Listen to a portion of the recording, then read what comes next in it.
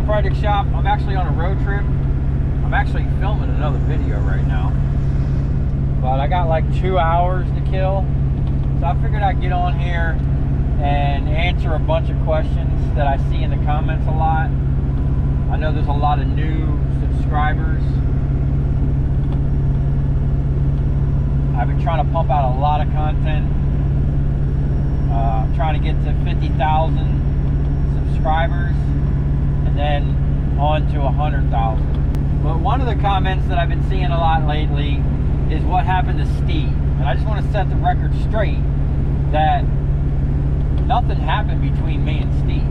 I still talk to him all the time.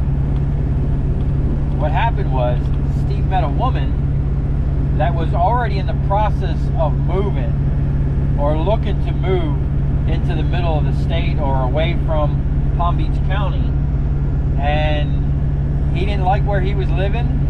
He'd been wanting to move for a while, and he just took the opportunity and he moved to the middle of the state. He literally lives in the middle of nowhere.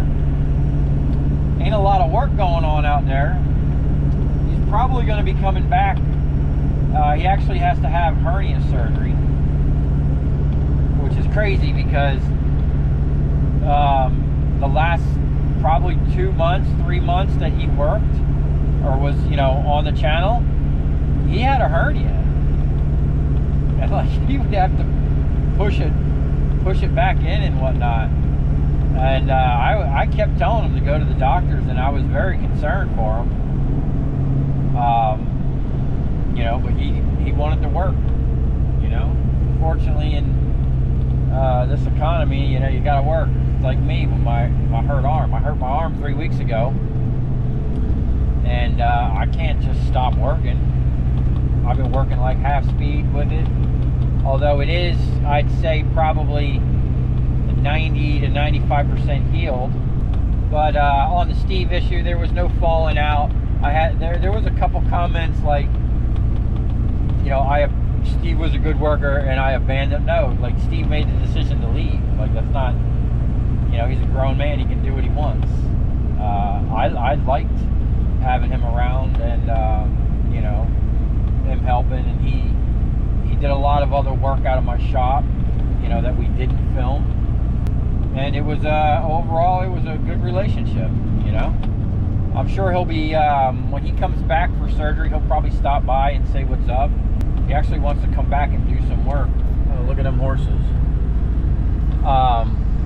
Yeah, like we're in the middle of nowhere. Look at this. Man, imagine having a piece of property like that. Look at all them cows.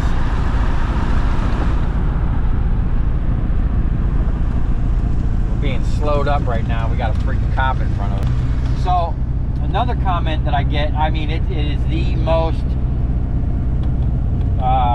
asked question on the channel by far, is where do I get all my copper from? And longtime viewers of the channel already know this. I buy it from electrical contractors.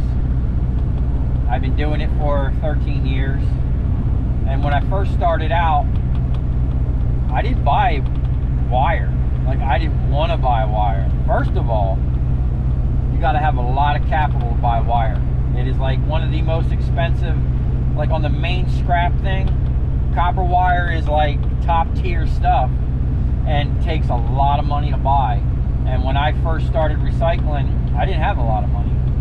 You know, I got into the recycling because I worked for a company that in 2008, when that housing market crash happened, I went from working 60 hours a week making good money, or what I thought was good money at the time, to working like 20 hours a week and struggling to pay my bills. And then at the time I had a friend who was an electrician, and I just happened to be at his house one day, and he had a whole pile of transformers by his back door. And I remember looking at them, not knowing what they were, and I asked him, I'm like, hey man, what the heck are these things? And he goes, oh, those are transformers from lights. And I had no idea like what he was talking about at the time. And he goes, you know, I've been actually meaning to talk to you about them, because he knew that I was kind of like into fabrication and welding and stuff like this. And at the time I was like 28, 27, 28 or something like that. And he goes, yeah, I've been meaning to talk to you. He goes, they're loaded with copper, and if we can get them apart, we can make some decent money.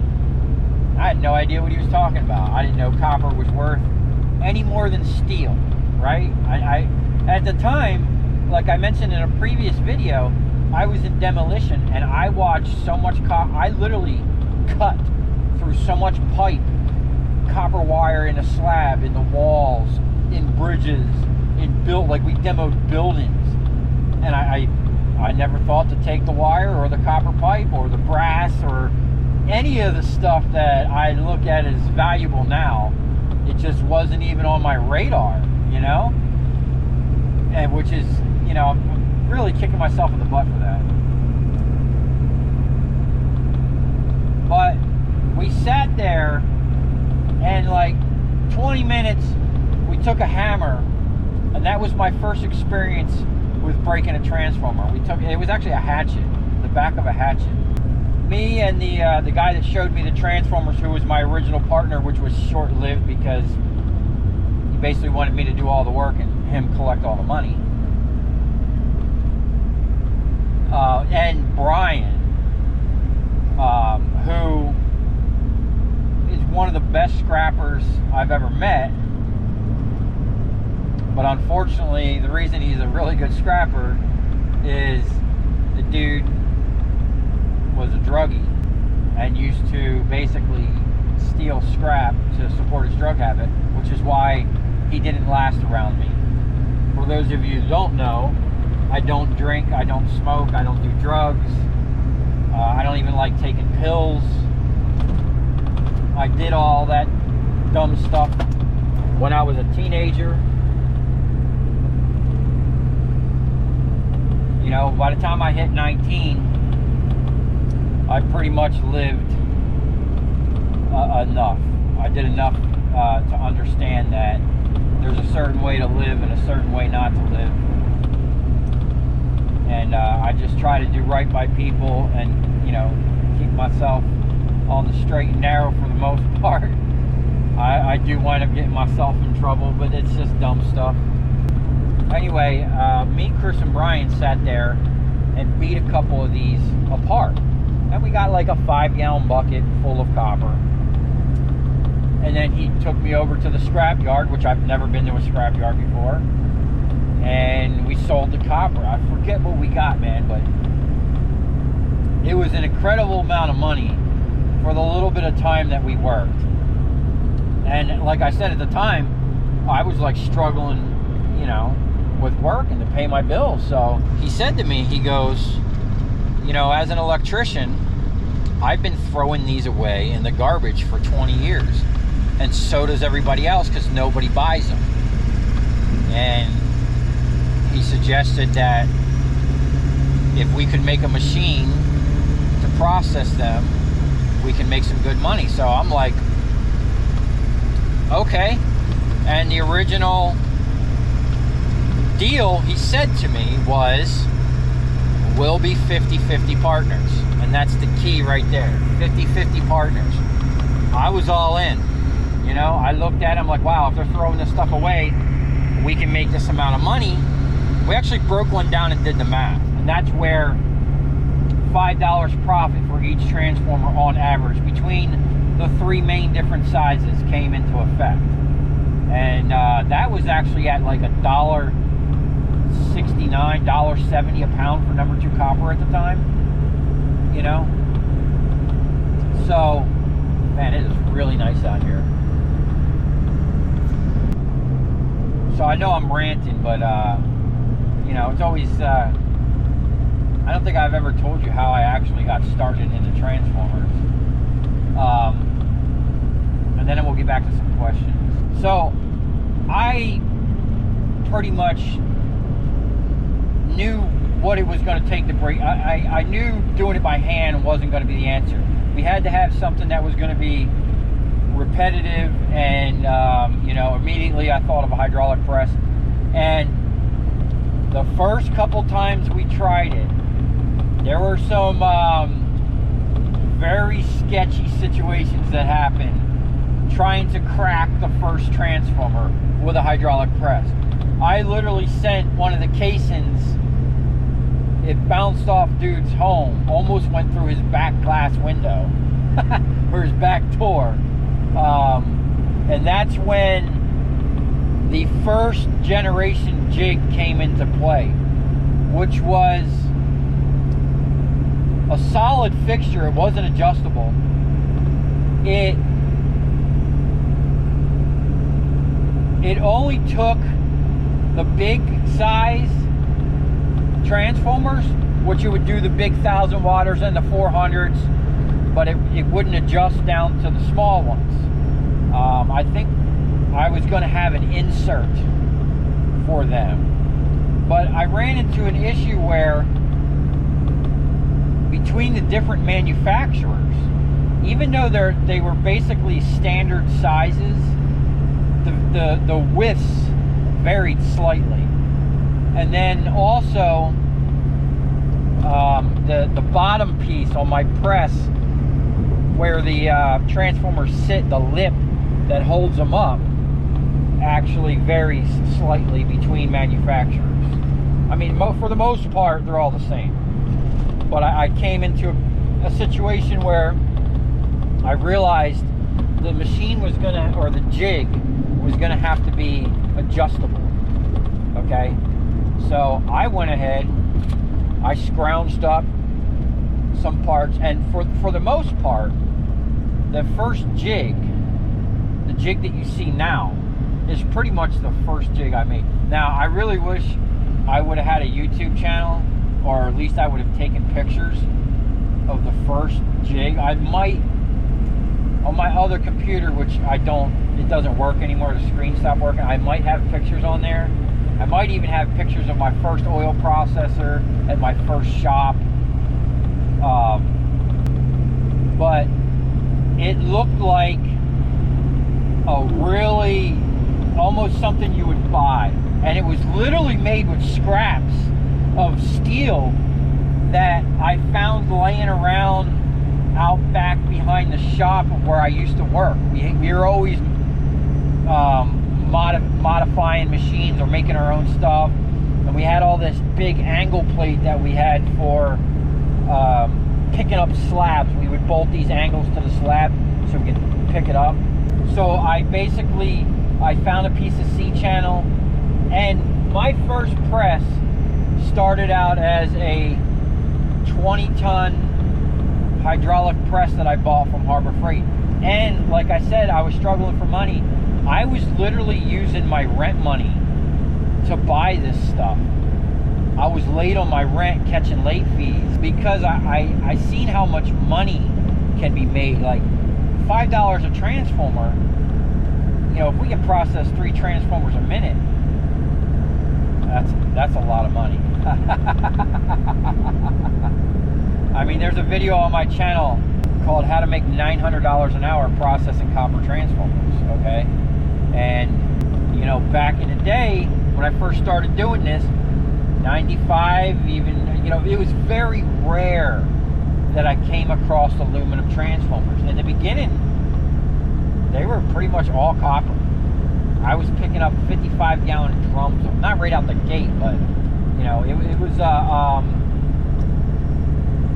good. It took me about 6 months to get the customers that I had, and I actually grew faster than I could even maintain that amount of customers. One, because my original partner basically did nothing. And here's what happened when I built that first machine. I actually built 2 machines. The first press, and then I built a small benchtop second press that had that smaller ram that you see. Like the press that I have now actually has 2 rams on it. The first rendition of the press, the second press, only had the small ram. And instead of adjustable plates, it had these plates that you would stick in there for the different size. We had like 4 or 5 different plates. And talk about a sketchy setup. The dude Brian, who always ran that press, would get hit in the chest sometimes when the transformer would kick out on him. It was a sketchy setup, for sure. Definitely skirting OSHA standards and practices. And another crazy thing is, in the beginning, Brian would prep the transformers for me because my original partner would never show up. And we never cut the wires in the beginning.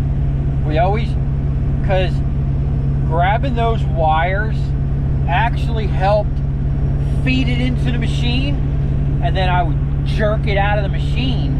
And I had a 5-gallon, I literally, the first rendition, I sat on a nice comfy office chair, and I would just sit there and feed them into the machine, and then I had a bucket sitting between my legs that those sides of the transformers would fall into. Like I said, man, if you could see how I started and how the setup was, I mean, the setup was always fast. Right out the gate, as soon as I made that first press, we were doing 3 a minute. You know what I'm saying? But it was with pneumatics. I don't think I had a YouTube channel. No, I didn't have a YouTube channel when I had pneumatics. It was so crazy because it would be like, oh, it was really crazy because it would be like, da, da, da, da, da, da, da, da, da, boom! It was so loud, man. For some reason, I'm thinking it was even louder than what's going on now with the electric over hydraulic setup. But having a good air compressor was always an issue using that setup. Yeah, man, thinking back, what a crazy journey. And all the, I mean, it looks like I have a nice setup now and everything, and I got it pretty easy. And for the most part, I do, except for a couple issues I'm having now, which we'll get into here in a minute. But, you know, man, I struggled in the beginning. You know, it was definitely a struggle. And then there was you know, a couple really good years where the transformers were just flowing, man. I mean, I couldn't pick them up fast enough. Literally every other day, I'd go out a day and pretty much process that night or the next day, depending. And then we'd sell it off, and I'd try to pick up more on my way back. I've always tried to sell and pick up on the way back. And, you know, make it worth the trip. And I always didn't, I used to always sell to a local yard. I started selling to this place in Pompano Beach called Powerline Scrap. And how I've come to the people that I've come to now is just finding honest people. There are a lot, I mean, literally all the scrap yards that I've come across, they're just grimy, man. Like, especially when it comes to the non-ferrous stuff. Man, talk about nitpicking and trying to downgrade you on some BS and whatnot. It's unreal, man. So how I found the scrapyard that I found now is I took 5-gallon buckets with exactly 40 pounds, and I weighed this stuff on like 3 different scales.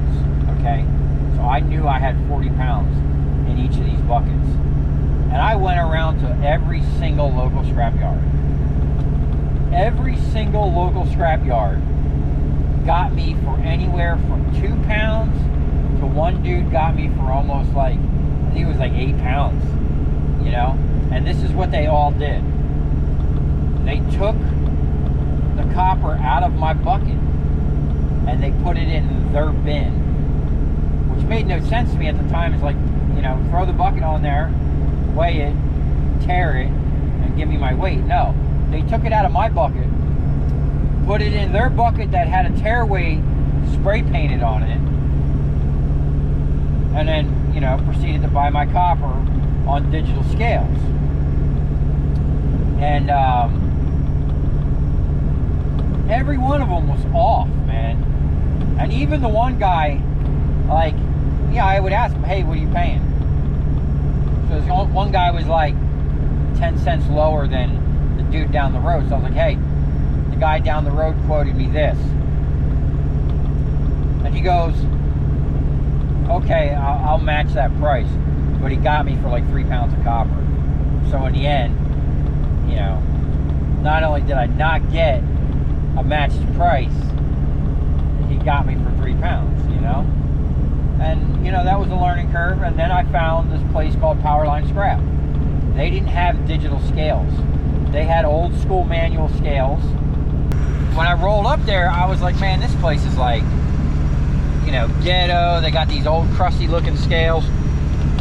But their weights were right on the money, man. He paid me 40 pounds of copper and gave me a decent price at it too, you know? And then, you know, and at the time, I was taking the coils, and this is a really crazy thing, and I was beating them with a hammer and separating them and trying to pull as much of that paper off. And then one day, I'm at that scrap yard, Powerline Scrap, and the dude that worked there at the time, Howard, told me, he goes, hey man, this is number 2 copper, you don't need to do this. Just, his exact words were, bring that shit in. And I was like, man, what a relief. Because I wasn't upgrading the copper. You're not going to get number 1 out of it because of all the slack in the paper, you know, unless you like put it in a chemical, and I'm not about using chemicals. So once I learned that, man, it was like, wow, what a relief. And I did some crazy things to try to get that paper off, to the effect, all the way to the effect of, I made a custom unspooler. So those coils are like, they're wound up. So I took an electrician's little mobile wire thing for having like multiple wires on it. It's like 2 rows on each side.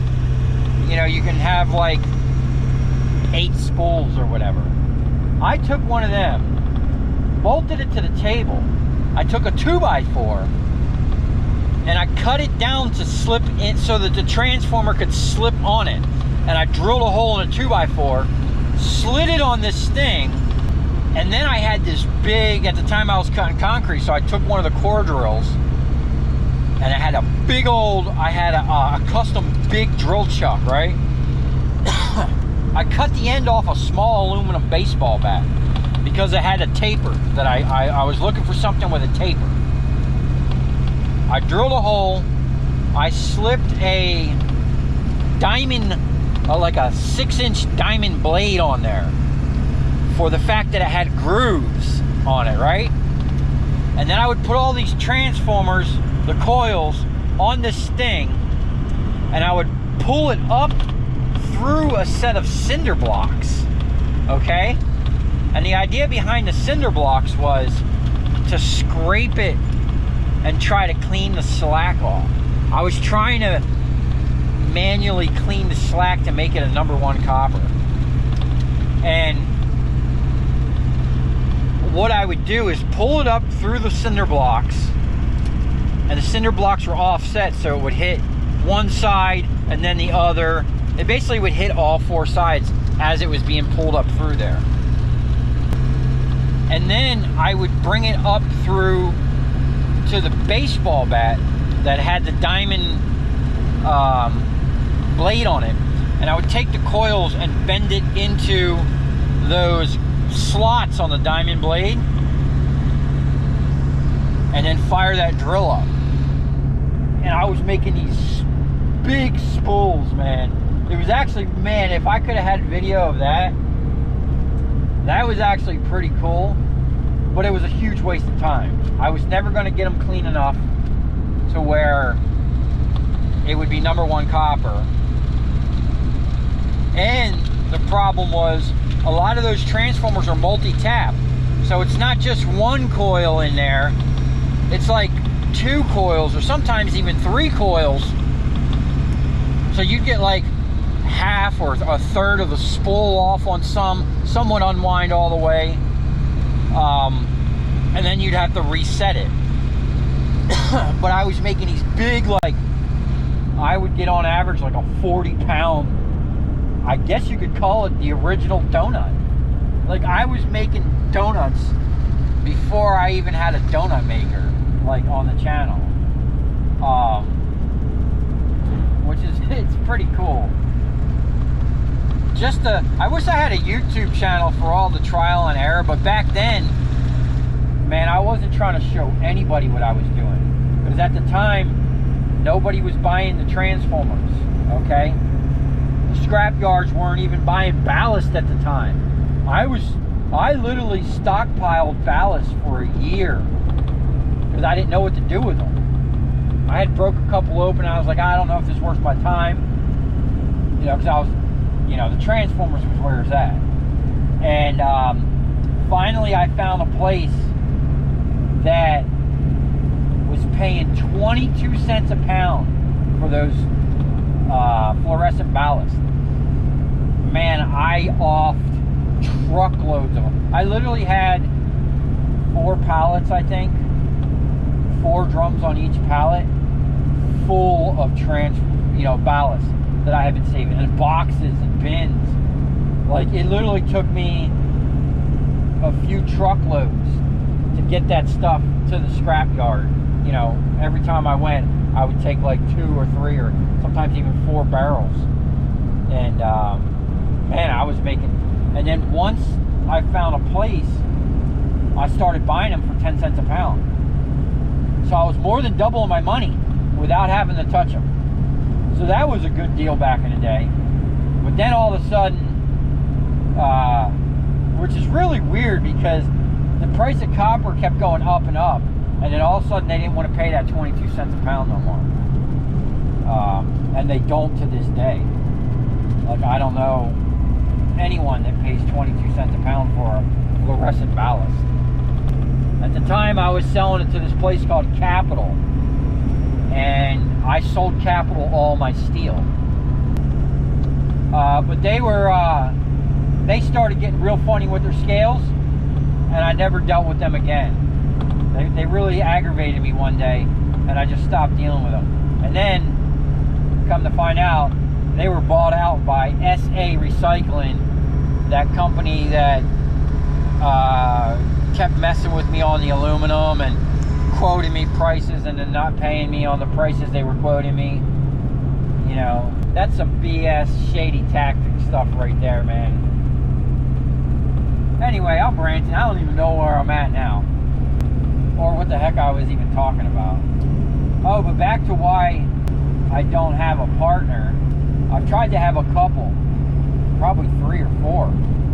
Every single one of them had some type of issue, basically where they didn't want to do no real work, you know, they just wanted to make some money, which, you know, I mean, I wish I could get to that point, but my first original partner that I started out with, that, you know, he did show me the transformers, when I built that first press, and he's seen what I built, and the process, one day we were running some transformers, and I was just blowing through them, okay? I had the machine dialed, we were cranking out transformers, and then he said to me,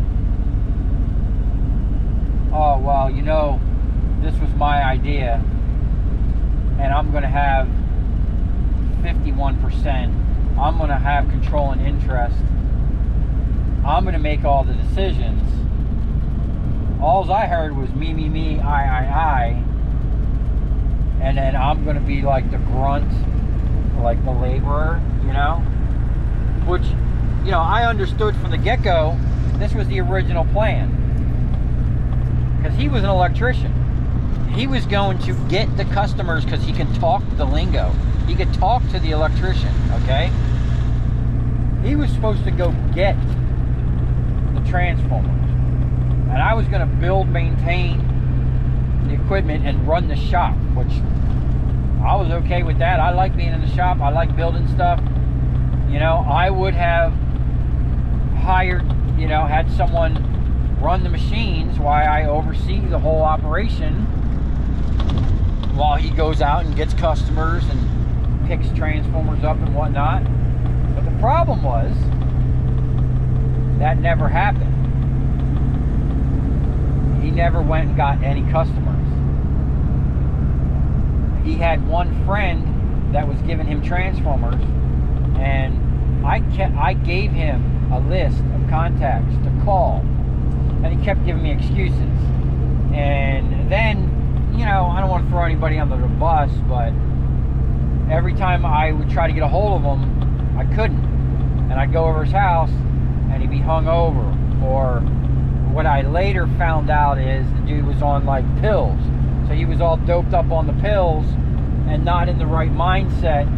And, you know, basically trying to get me to do all the work. And then an incident happened where I got fed up with waiting. I needed money.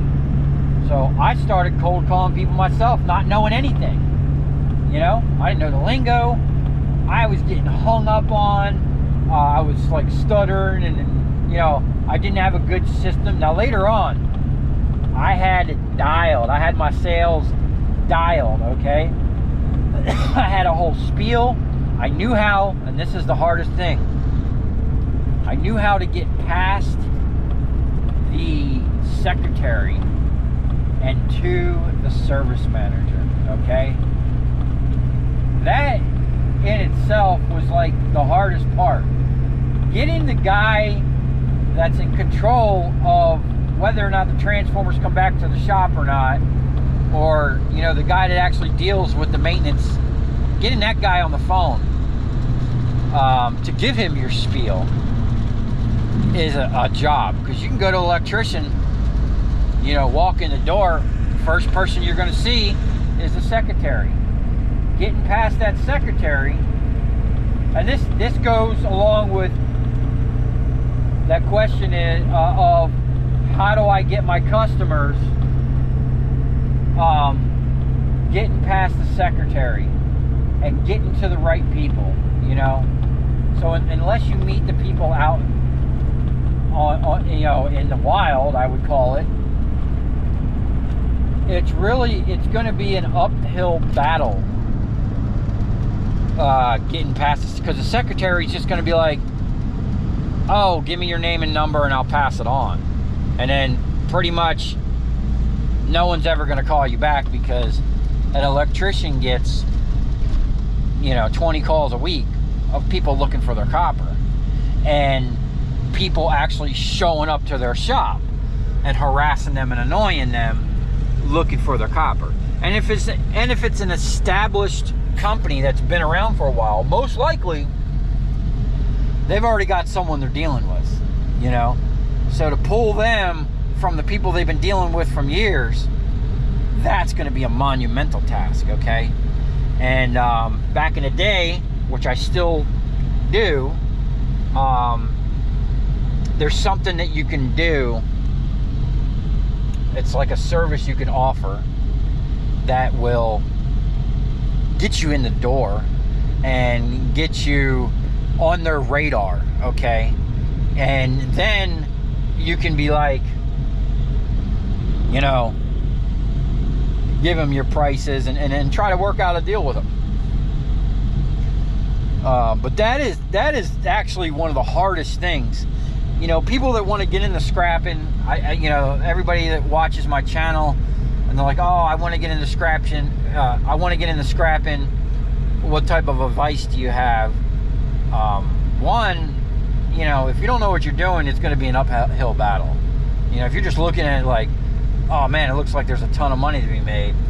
If you can do it right and get the right customers, it is, but it's getting those customers that's going to be the battle, okay? Because most of them are already locked in. But there are customers out there that don't like the scrap yards. They don't like having to load the stuff up. So if you can offer them, you know, like I do, a free pickup service, hey, that's one thing right there, you know? And then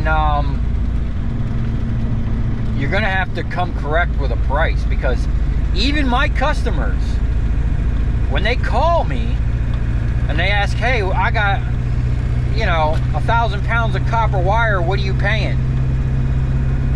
Man, they're not dumb people. They've probably already called local people, you know, so your price better be like on point or above the local market, you know?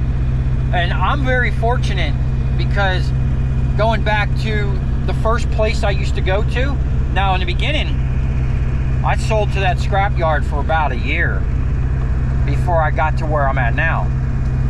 Powerline Scrap was owned, and still is, it's just under a different name now. It's called Scrap City, I think, in Pompano Beach. They're owned by General Metals, so they basically sell to themselves. And one day, the owner, who's retired now, he goes to me, he goes, hey man, and he was really good, he really looked out for me saying this. He goes, instead of bringing this here, because I was bringing in, once I got a trailer, that was a game changer. Not having a trailer, I was making really good money with the transformers. I didn't need a trailer really, because all I was buying is transformers. But then I started getting requests for the lights, you know, the light fixtures, other things. They kept asking me, hey, while you're here, why don't you buy this wire? And I didn't, I turned down, you wouldn't believe that I'd be turning down copper wire.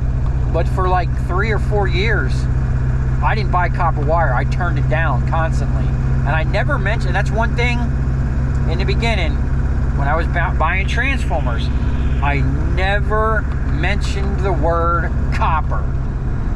And it's because I got schooled by an electrician one day doing sales calls.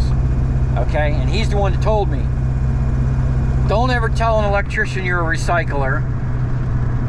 You know, don't mention copper, because I get 10 calls a week from people looking to buy my copper from recyclers, you know. So I changed my whole spiel, and you know, I had a way of getting in there. But anyway, the guy at the scrapyard said to me, hey man, why don't you just take this down to Miami and get the Miami prices? You know, I was literally his best customer. He lost a lot of money, because I was bringing in literally 800 pounds of a 55-gallon drum full of #2 copper coils from the transformers. On average, is going to weigh about 800 pounds, okay? And I would bring in 2 a week, 3 sometimes a week, you know? And he told me, he just goes, hey man, why don't you just take this stuff down to Miami and get that Miami price? And I was like, man, that's awesome. And I went down there, I got a better price, and at that point, with the better price, I started looking at the copper wire, and I'm like, okay, now I can afford to buy this wire and put out that much money. Because listen, man, with transformers, I could go out and hit 3 or 4 customers in a day with transformers, and maybe on a good day spend $1,500, you know.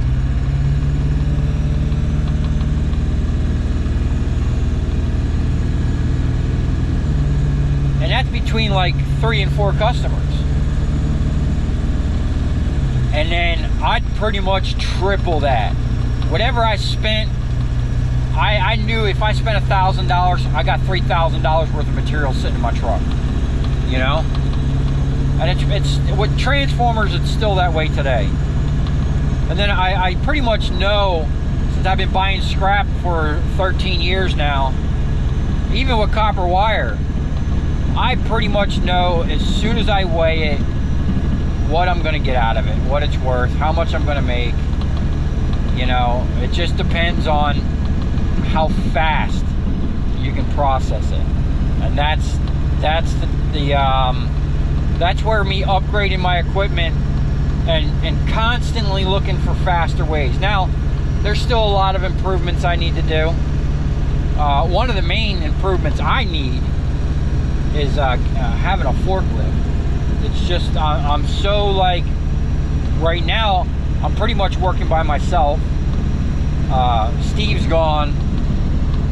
Oliver can only work like maybe on Saturdays. He goes to school during the week. And I just don't trust people, man. I don't want people knowing what I'm doing.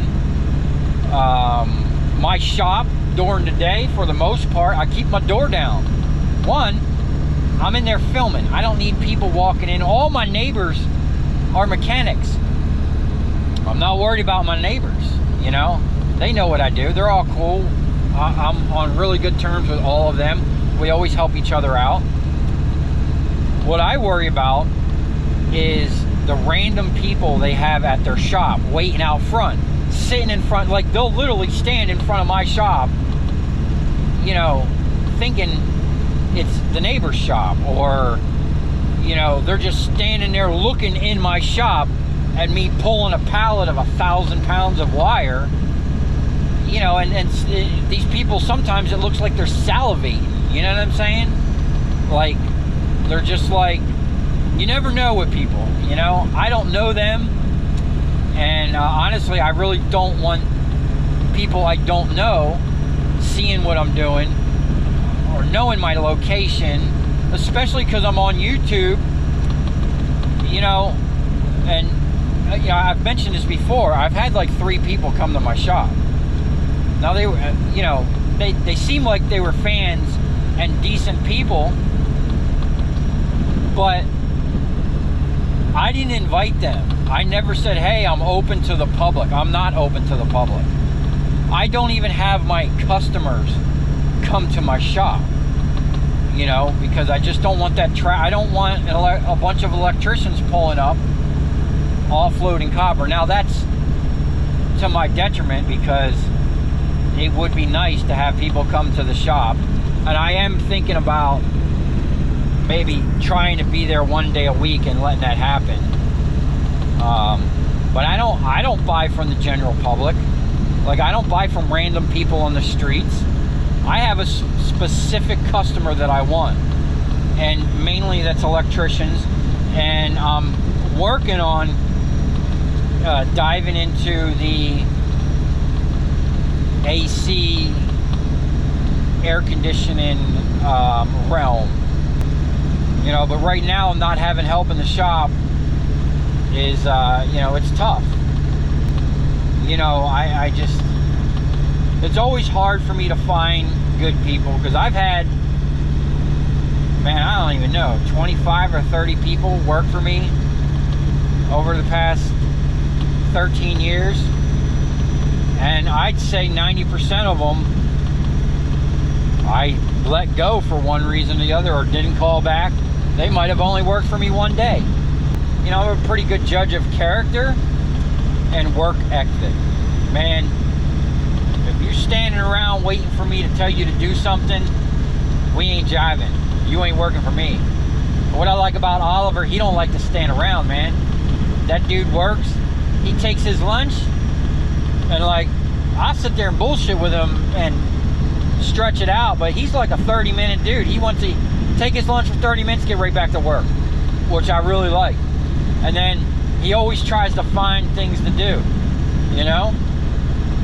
He doesn't sit around. If I'm doing something or talking to someone and he's done with the task I gave him, he'll start cleaning up, sweeping the floor, or looking at doing something else, you know? Which is, you know, a quality that not a lot of people have nowadays. So it's always hard for me to find someone or let someone new that I don't know. Like, I mean, I could advertise for help, but it's like, you know, I have to be there. Like Oliver, I've known him for like almost 3 years now, and his father worked for me first. And I met him when he was like 18, fresh out of high school. And I taught him a lot, you know. And I can leave him at my shop, and I know he's gonna work. One, I have cameras, so. But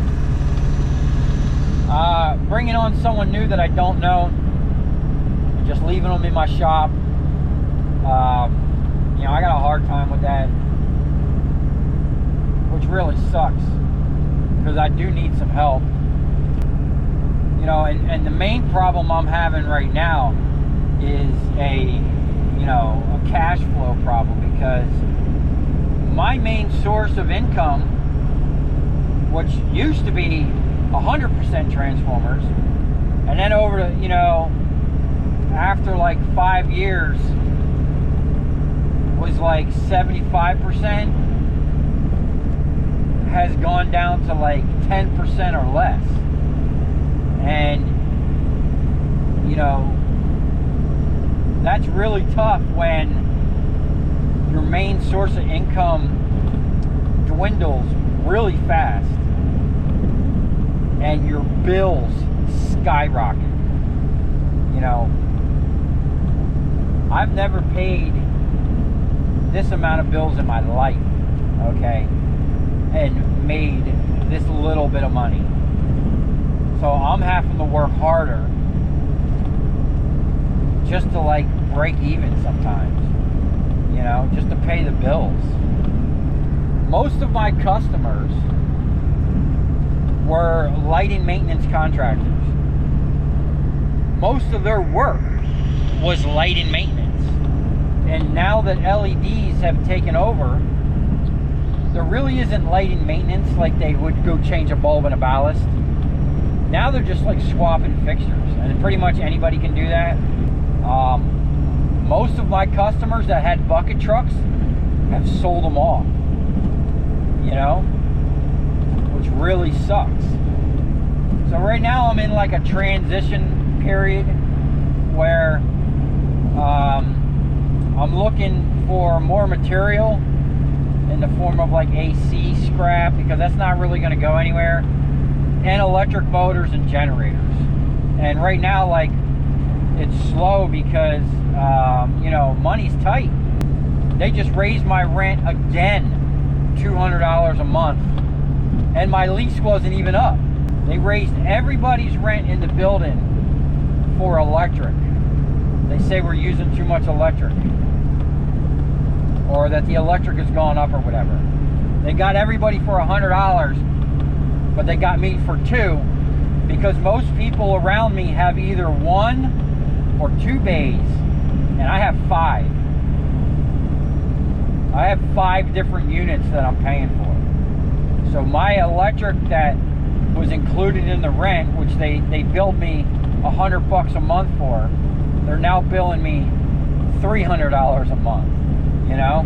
So that's one reason I've been cranking out a ton of YouTube videos, because the YouTube is actually helping a lot with covering my bills, to where if I can maintain my projections, I'm hoping pretty soon that it'll at least cover my shop rent, which is now like over $5,000 a month. You know, my overall bills, which is absolutely crazy, you know, between my shop, where I live, fuel, food, and expenses, is knocking on sometimes almost $7,000 a month. And that is an insane amount of money to make by yourself, you know. And especially like right now, I'm gonna be on the road all day long. My shop is closed. Like, my doors are shut, the lights are out, nobody's there working. know, so I gotta make that up. Now, I'm very fortunate that the type of scrapping that I do produces a lot of profit for the most part, you know. But it's definitely not what it used to be, and my expenses are definitely not what they used to be. Like, before I moved into this shop, my bills were under $2,000 a month. Okay, since I moved into that shop 2.5 years ago, they've gone from under $2,000 to almost $7,000. And if you're a longtime viewer of the channel, I used to be busy, man. I used to go pick up them parking lot lights all the time. You know, I'd make $4,000 in 2 days. You know, it was sporadic, but throughout the month, you know, I had a couple big jobs come in that would cover my bills, and you know, I lived very comfortably. A lot of what happened is, even my customers are complaining they're slow, because a lot of the properties that they maintained for years, and they thought that when they did change the LEDs they would get the job, these other like fly-by-night companies came in and sold these people some cheap LEDs, and they didn't even get the retrofit job. So I didn't even get the, you know, the whole light fixtures. Oh, one of them was really sad. I was so looking forward. It would have been by far the biggest lighting job I've ever had, and they were all 1,000-watt light fixtures. It was the Florida Panther Stadium. They've been a long-time customer, but they had a company come in and change out all the lights, and originally I was supposed to get them, but the company had in their contract that they were going to take the lights, and I wish they would have let me know or give me a number, because man, it was like hundreds and hundreds of lights. You know, that was pretty sad when I went there and seen them all changed out to LEDs. Because they used to maintain them, and I would go there and pick up tons of 1,000-watt transformers. And because of a service that I offer, it was always a wash. I never had to pay for them. But anyway, back to the shop and whatnot, you know, and the YouTube.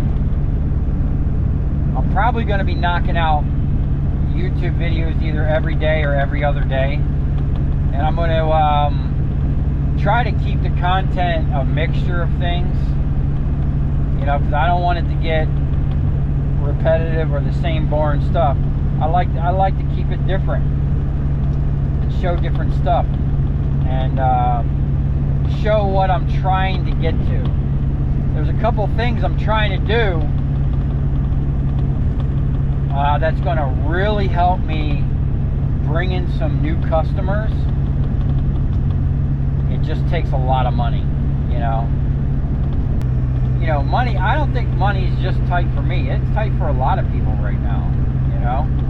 Everything, literally everything, is so much more expensive. And,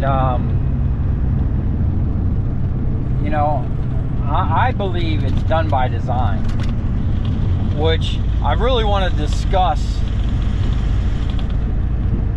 on my other channel that I actually removed from YouTube, because I think it was throttling. I think they were throttling me because of the subjects I was getting into. So on YouTube, you know, I try to keep it no politics, no religion and stuff. Now, you know, I did do that thing for the church, and I actually have an update video on that they did meet their goal. You know, someone was going to match up to $25,000, and I think they got like $26,000. So that's going to turn into like 50-something thousand. And then the 500 that you guys donated got turned into 1,000 that I matched, and then they matched that to turn it into 2,000. And they were so appreciative of that, you know. And I was really appreciative to everybody that donated. But anyway, I try to keep the channel very neutral because, you know, unfortunately nowadays people get offended or uptight about all kinds of things, man. It really is crazy. Yeah, it really is crazy, the world we live in. We're on US 17. I don't know where we are. Let's see where we're at in the middle of the state. We're still about an hour away from our destination. You'll see that in another video. Man, I've been rambling on. About killed the battery on this GoPro. I'm surprised it hasn't shut off. It's actually been recording for an hour. Holy smokes. Okay, I'm not sure where I am. Oh, Carolina Squad. Wow, Meisner Electric. They're out of like Boca Raton. Or I don't know where their main office is, but I know they got an office in Boca. Oh, I get so many comments on the stator wrecker about how it's unnecessary to split the stator in half. And that I could just cut one side off or even burn it. Well, here's the deal. One, I don't have time or enough wood to sit there and burn every stator. Two, that's toxic. I can't be doing that in my warehouse all the time. Now, I did burn a massive stator in there one day, but I recommend that you do not do that. And splitting the stator in half makes it twice as easy to pull the copper through all that metal and break the glue up, okay? The video that I seen with the stator wrecker that I'm replicating, the guy split the stators and pulled it out just like I'm doing now, except for he was able to split the stator. He had like a big blade that came down like this, not a guillotine blade. And his hydraulics were way faster. So you're seeing me with a 10,000 PSI pump. It's very high PSI, very low gallons per minute, okay? I need a new hydraulic pump that is 3,000 PSI, but very high flow. And you'll see the results that I'm going for then. Right now, you're not seeing the results I'm going for because everything is slow. Everything from the 100-ton cylinder down to the horizontal ram. And that horizontal ram is actually going to be doing two things. Right now, it's only pulling. There's a whole nother operation that you've never seen that this one particular machine does that no other stator wrecker machine does. No one's ever... I've only seen one machine, and it's literally, this guy made the machine, okay? It's a one-off. But in my opinion, and I've looked at all the machines, there's some really nice ones out there, but a lot of them are overcomplicated and only able to do a certain range of motors. The one I'm trying to build is gonna do all the motors, even the big one, big monster stators, okay? And that's what I'm after, monster stators from generators. Oh man, I got a line on a generator. I don't know if I'm gonna get it. There was actually 4 of them. There's only one left. They've shipped off the other 3 already. But as soon as I seen it, I told the dude, I want it, I need it, you know? And so I'm still working on that. But this thing is 8,000 pounds. Legit 8,000 pounds. To the point where he didn't even have a big enough forklift to move it.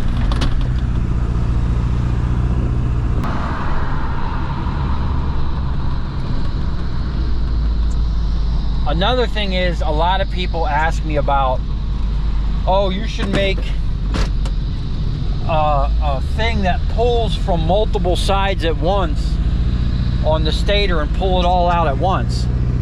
Well, the problem is,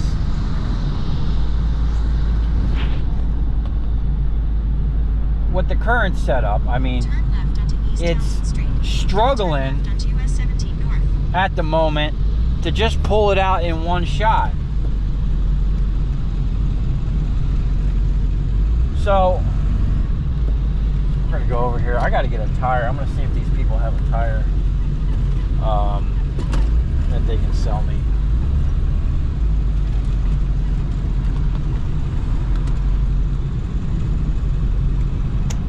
Alright, I'll come back and answer some questions in a minute.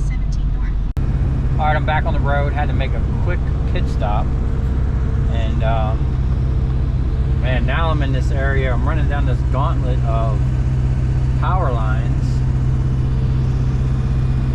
We're in the middle of nowhere. I think we're on like State Road 62 or something. 40 minutes out. So back to what I was saying about the stator wrecker. So when people say, oh, you should make 4 pullers to pull all that out in one shot, what you're not realizing is how much pressure it's actually taken to pull out. Wow, look at this thing. All that stuff. It's an old dragline bucket. That thing's massive. When I was a kid in New Jersey, there was this place called Arawak. It was a paving company. They had a big crane like that. And they made these huge man-made lakes. We used to go, you know, as a kid, like party and play and jump in the water and stuff like that. It was actually fun. We got chased out of there one day by the guy. He tried to run us down with a bulldozer. Good times. Anyway.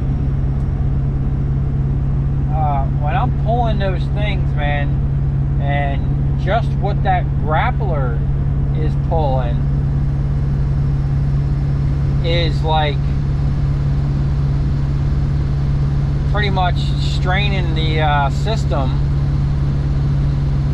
Man, look at these freaking bugs. Man, ain't no bugs having sex on my watch. Get out of here.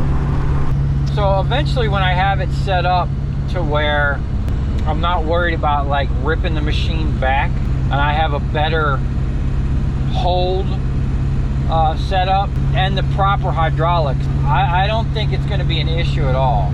If those hydraulics were as fast as the hydraulics that I seen, I mean, I'm telling you, from beginning to end, those big giant stators can be split and pulled in less than like 5 minutes or less, you know, from beginning to end. And I plan on having multiple stations. I got something that an idea that I'm toying with that might be a game changer. So what other questions can I think of? Steve, where I get the copper, stator wrecker. Oh, my wire stripper. I get so many comments that are like, oh, preventative maintenance. Like, there really is nothing preventative maintenance you can do. I mean, other than maybe change out the chains, the drive chains. I've had that machine for 5 years. I've never broken one. I lost a master link on one, but you know, the machine is made in China. The build quality is hot garbage, okay? I've done some things to it to make it more efficient, faster, more powerful, a little bit safer, as you know, if that's even a thing with the way that thing looks. But like, the machine's not falling apart.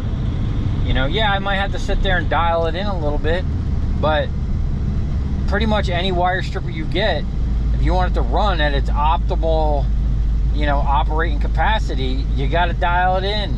You know, otherwise it's just not going to cut it right, or it's going to be splitting the copper. You want it. So there's, like, you know, a perfect setting for things, and I like to find that perfect setting.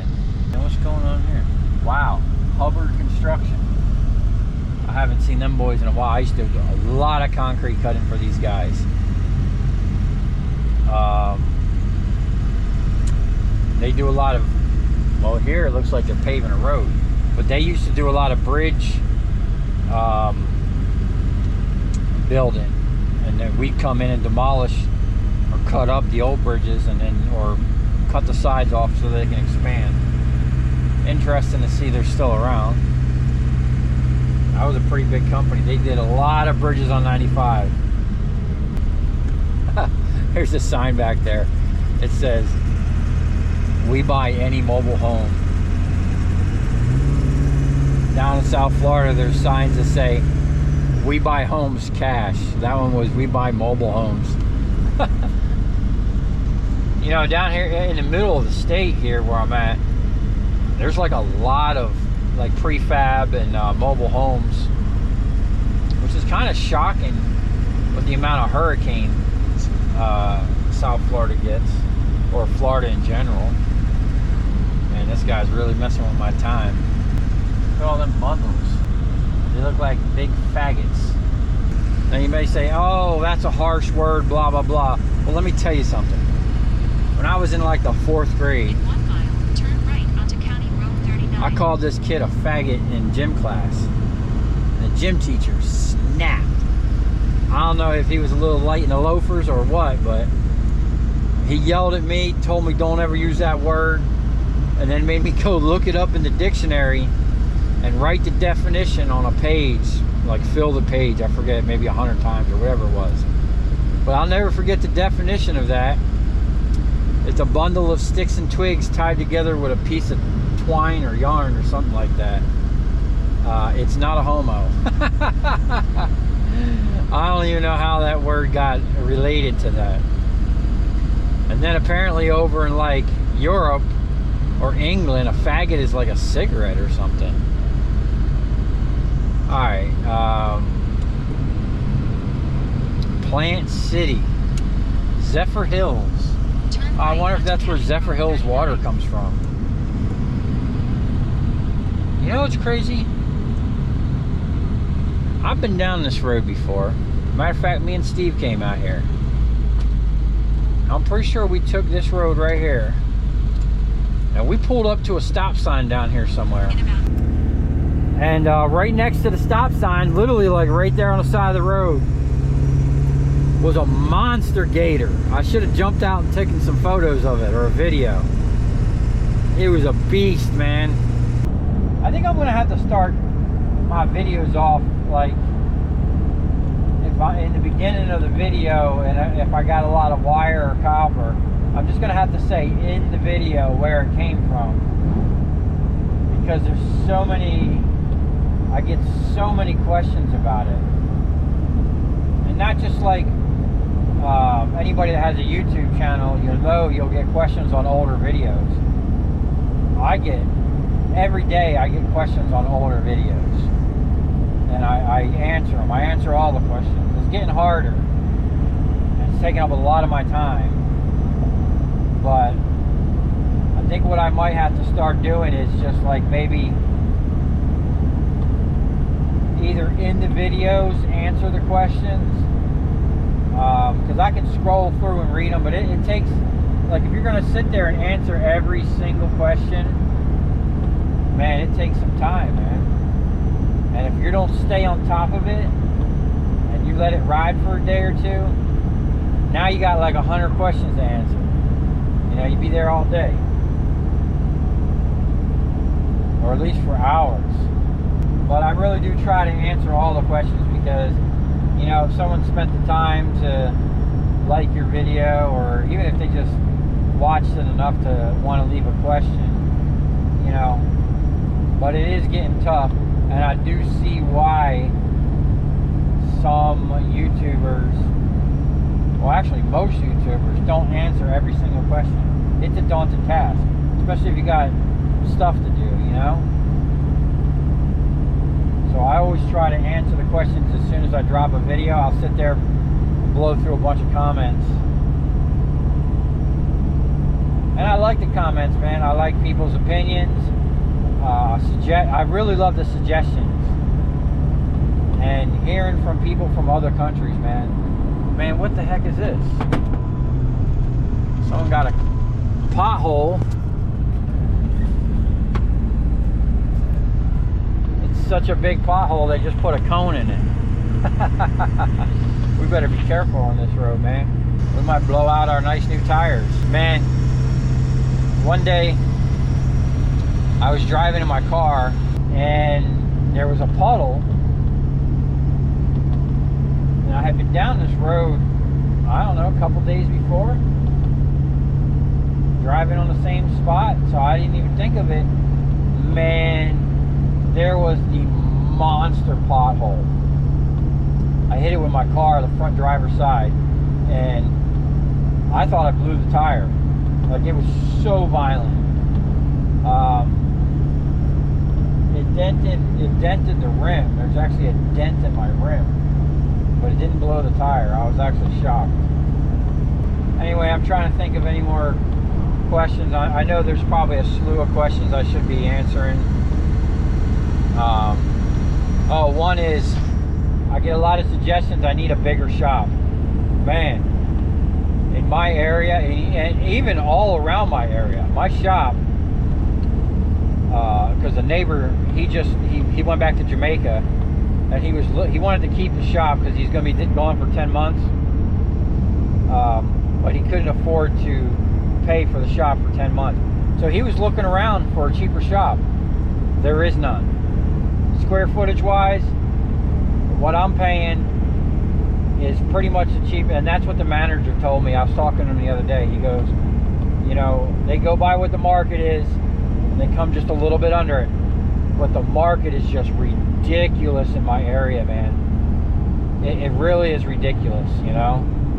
And a bigger shop, I mean, you're talking $6,000–7,000 a month, and I'm just not making that kind of money right now. Hopefully I get some more customers here soon. I'm working on like a sales pitch program type deal, but it's like a multi-level,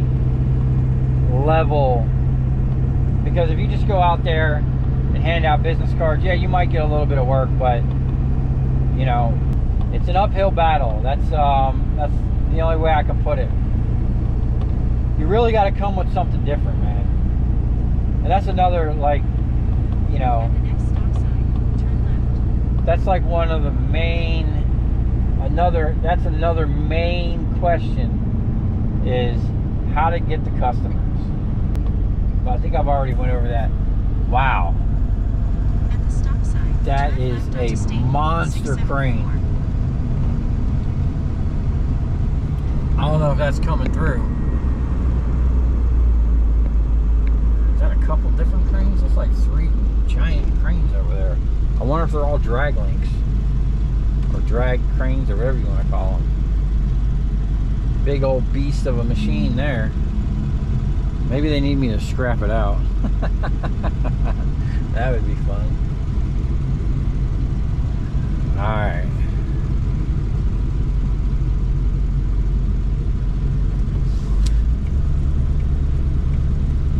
I guess this lady's just gonna sit there. In about 12 miles, Look at that. turn right onto US 301 North. Imagine what kind of copper's in that thing.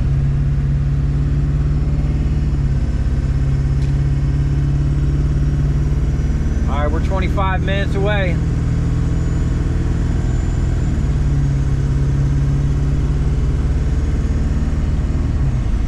We out here in the middle of nowhere, man. I love driving through this rural stuff. They could just kind of like break me off an acre or two, man.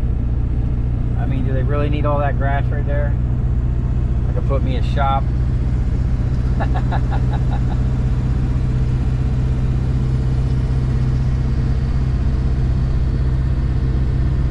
Such a nice piece of property out here.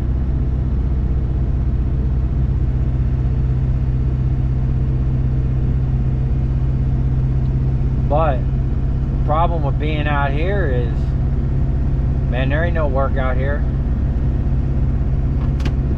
Whatever these guys are doing,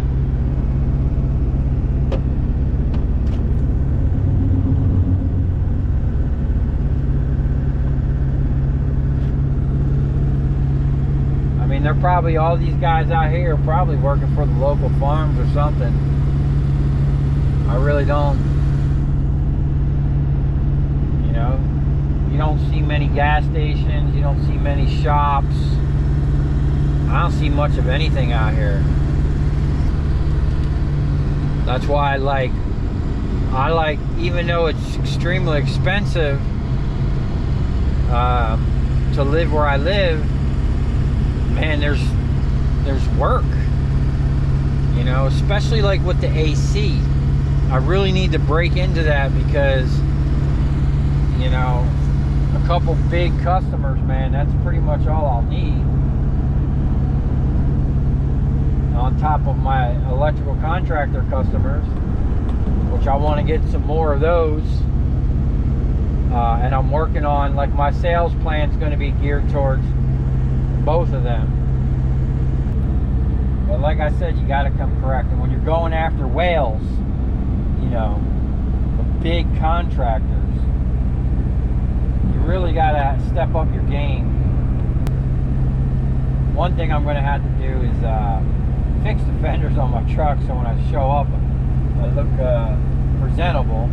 That's another big thing, man. You know, you can't show up to an electrical contractor looking like you just drug yourself out of the junkyard or the scrap yard or something. You know, you gotta, oh snap, you gotta look nice, present yourself as like a nice businessman. Look at that cemetery. You don't see a lot of them down here in South Florida, or at least not where I'm from, which is kind of crazy because that means everybody's getting cremated. I don't like that. Me, man, put me in the dirt, literally in the dirt. I want my bones and my blood and my flesh to get absorbed back into the earth in which it came, you know what I'm saying? Like, there, to me, all the embalming and, you know, all that stuff with the morgue, and man, that shit's creepy, bro. I think that's unnecessary. Man, just bury people and let them be absorbed back into the earth. You got freaking skeletons all up in these boxes and stuff, man, just rotting down there. They never really like get absorbed or anything. I don't think that's natural. Something off about it, man. Shouldn't be playing with dead bodies. Should be burying that stuff like immediately. Man, I wonder how much the homes out here are going for. Everybody out here got some land. It's like really nice. Cows. You know, I think there should be more farms, more local farms. Like I know it's not possible for every city, but like, look at all this land out here. All these people, look at this grass, okay? I mean, that's a church. But that church has all that land. They should have a community garden in that land. You know? Everybody should be growing some type of fruit or vegetable or have chickens, you know? Something. I even look at the side of the road. Look at the side of the road, man. Look at all this grass people gotta mow. Why can't that be something that's like edible? Why's it gotta be useless grass? all these parks with all these fields and stuff like that, man, plant some food, bro. We shouldn't be having a food crisis. Look at this. This is an old orchard right here. Or something. Old orange trees. All neglected. Ain't producing no more. Man, down where I live, they just got rid of like, oh man, so many acres of farmland. And they're building like 7,000 homes. It's like, man, nobody wanted these homes over here. And then you taking away that farm that was feeding people. Now people are reliant on big corporations to supply the food.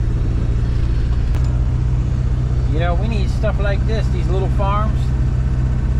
Man, people should be getting all their fruits and vegetables from these guys. Got some old airplanes over here. Check that out.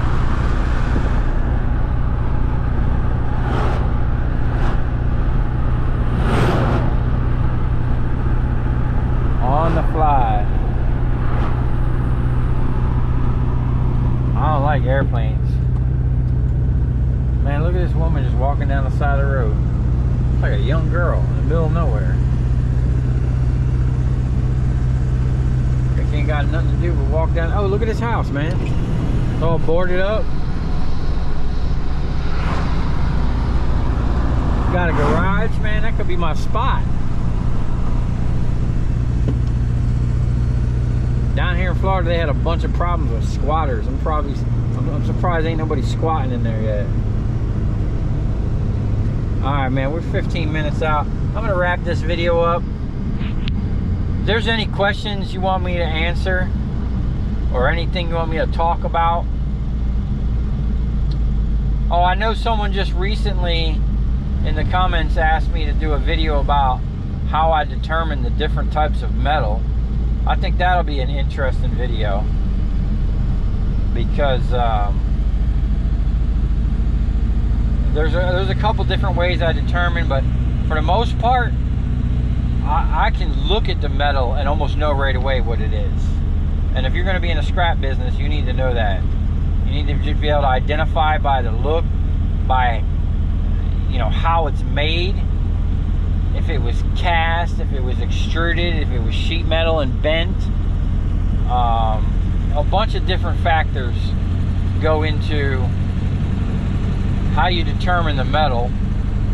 And like on my transformer press, when I'm running that, I do it by weight. I don't even check them. I don't even have to look at them, man. I can tell just by feeling it in my hand, you know, what it's going to be. Fruit cups. Maybe we'll stop on the way back.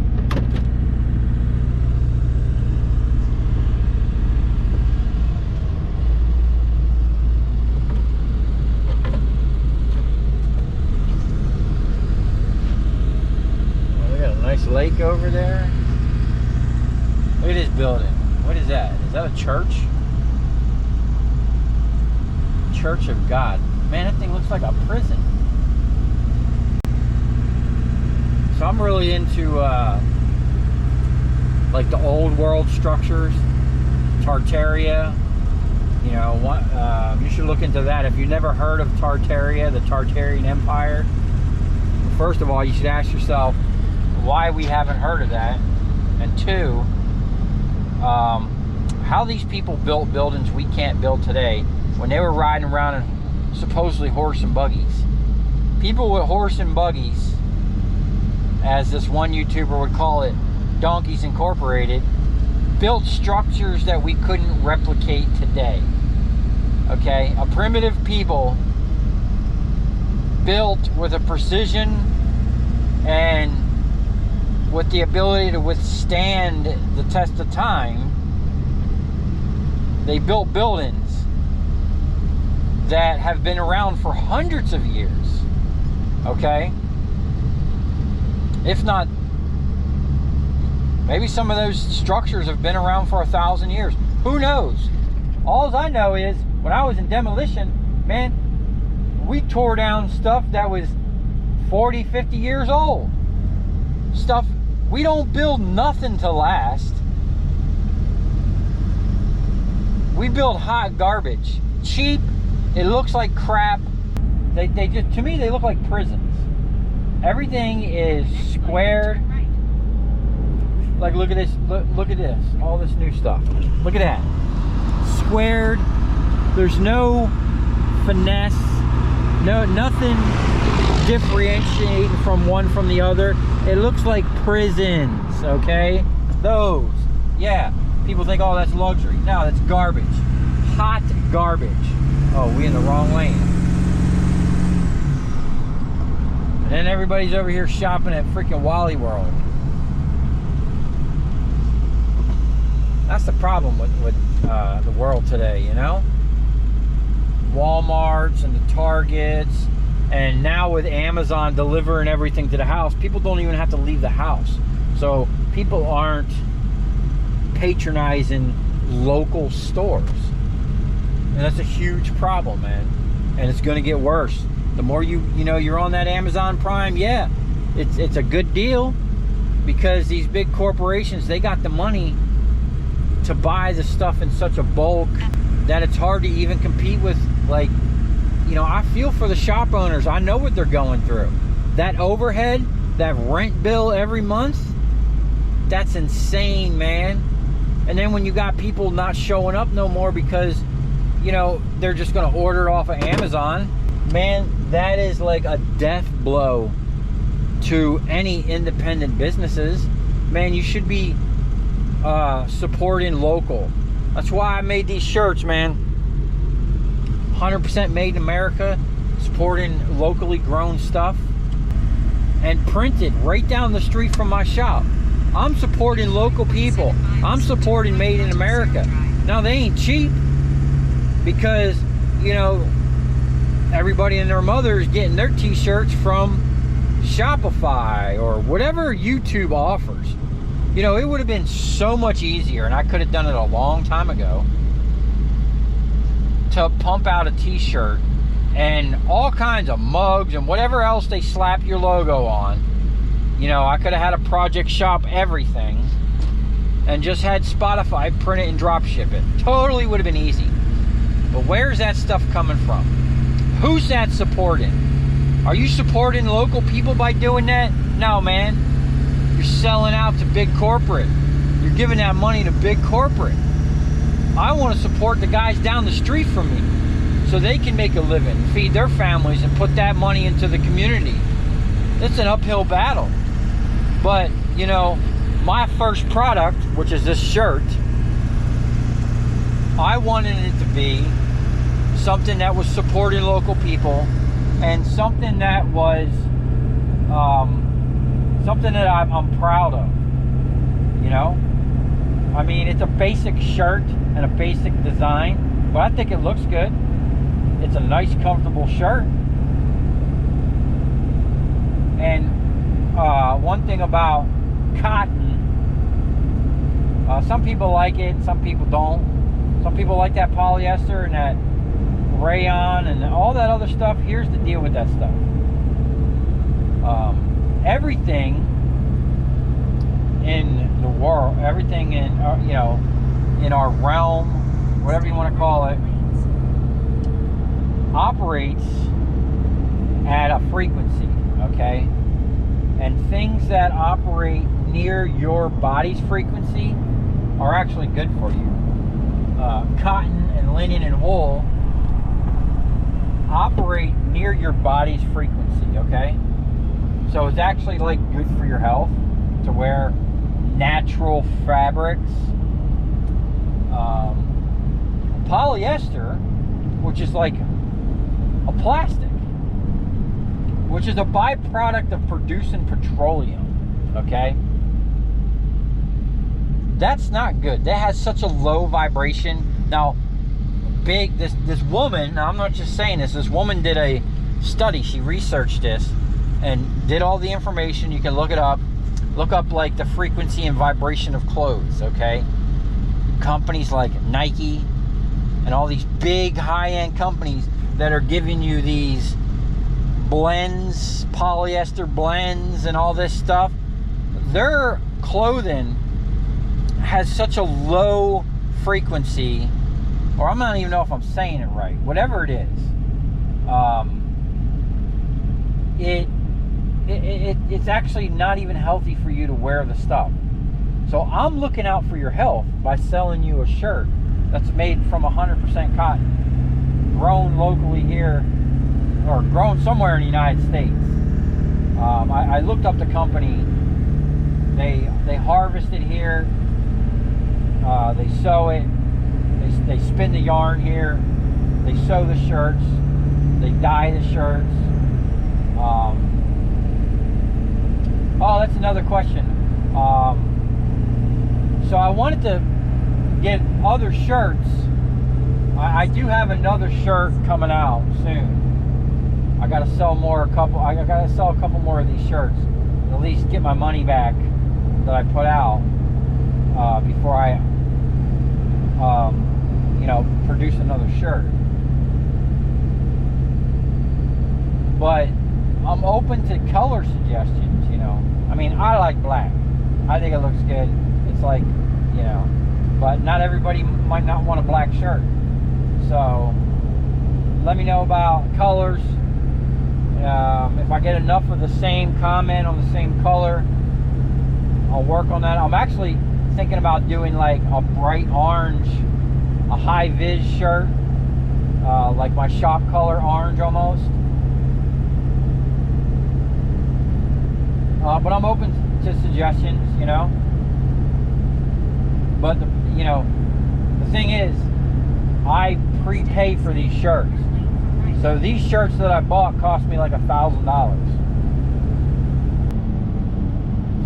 You know, it is not cheap to have stuff made in America. What is this? Is this like fast food central over here or something?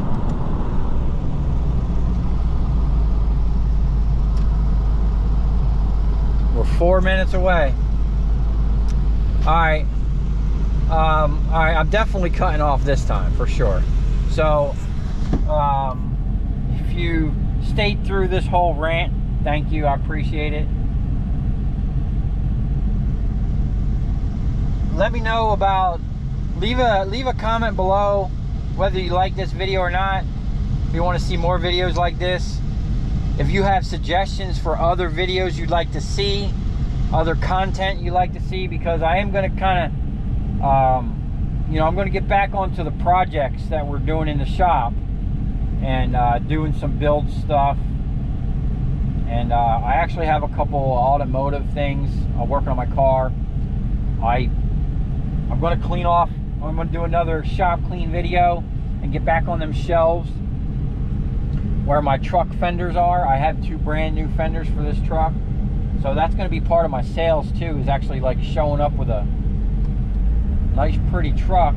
So we got to dial this thing in, work out some of the kinks. Engine and transmission wise, it's pretty good, although I am getting a stumble. I might just need to change the fuel filter. We're going to do some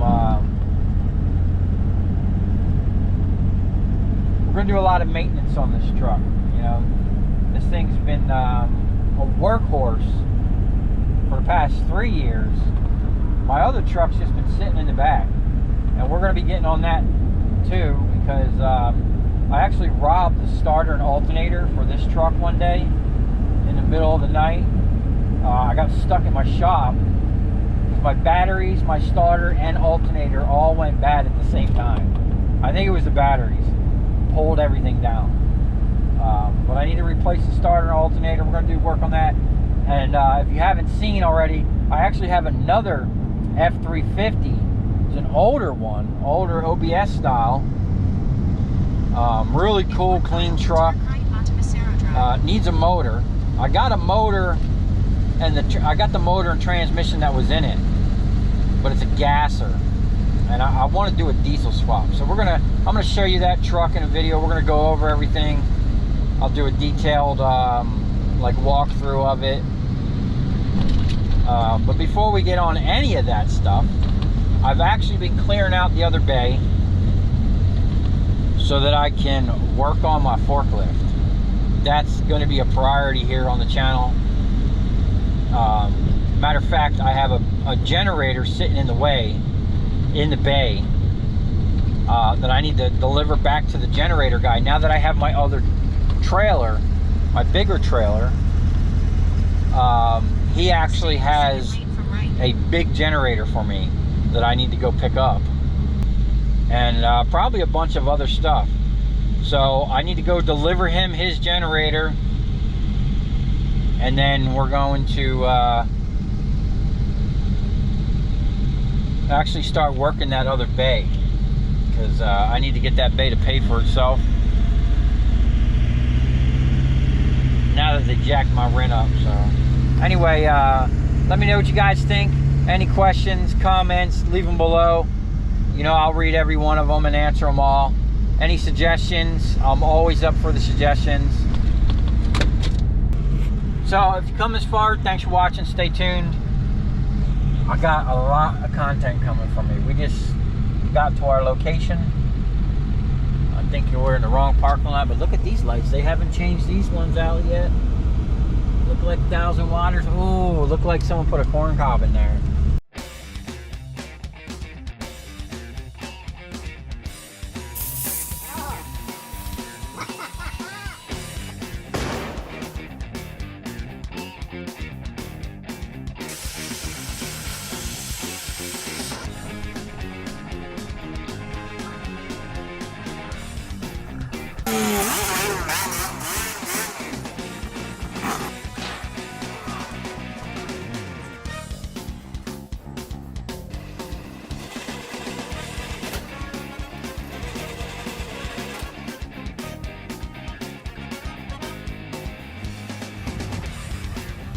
I'll tell you where we're going, right to the scrap yard.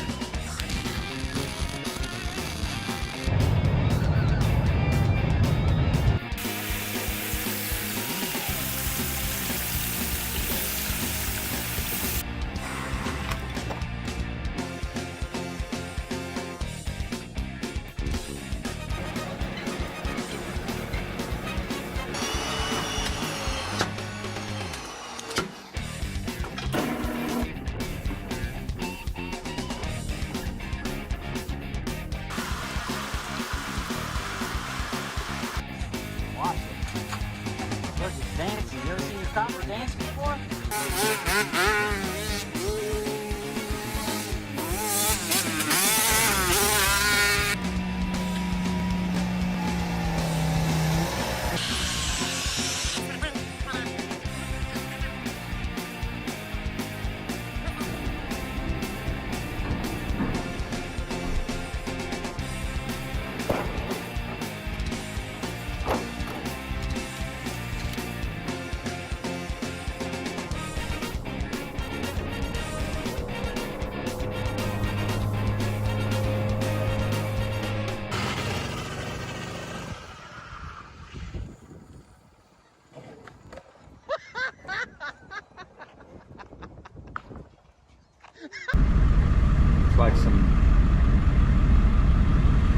Looks like they evicted someone from their house. Oh, they got a big old TV.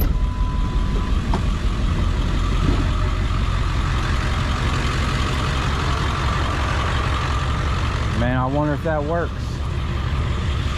Oh, look at this. It's a big old Husky tree trimmer.